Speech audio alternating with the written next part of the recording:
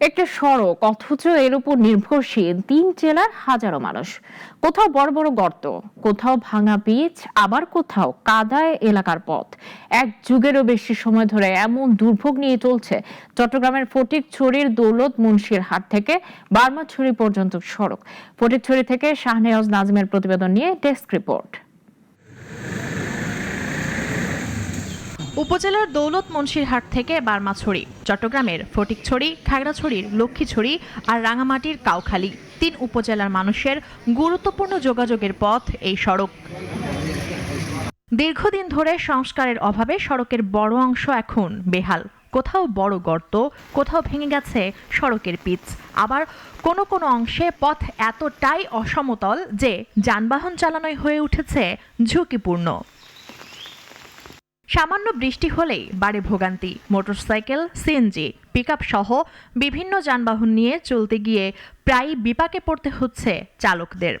একজন গর্ভবতী মহিলা হাসপাতাল নেওয়ার সময় অনেক দুর্ভোগ পেহাতে হয়। এই রাস্তা হতে আমরা ডেলি 27টা বার আপ ডাউন করুন ধরে। কাউখালী ফটিকছড়ি সারগান উপজেলার মানুষ এই রাস্তা ব্যবহার করে। রাস্তাতে যে পরিমাণ খারাপ, ইবে হন জ্ঞান সংস্কার নোর।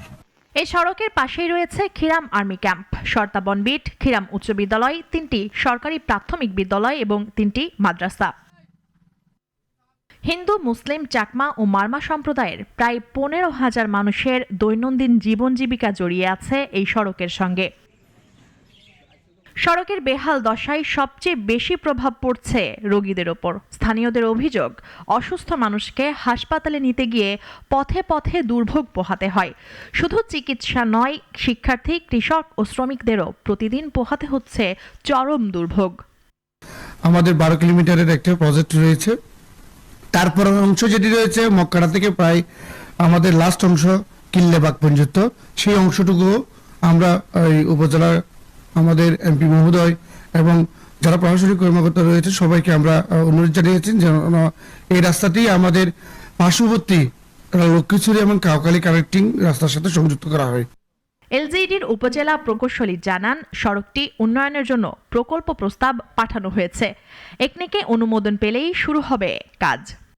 বৃহত্তর চট্টগ্রাম গ্রামীণ অবকাঠামো উন্নয়ন প্রকল্প 4, এইখানে এই সড়কটার উন্নয়নের জন্য প্রস্তাব করা আছে।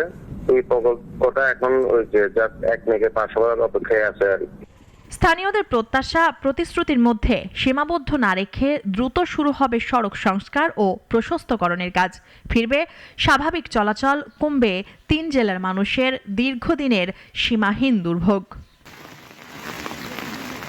মুনিয়া জুথি, নাগরিক।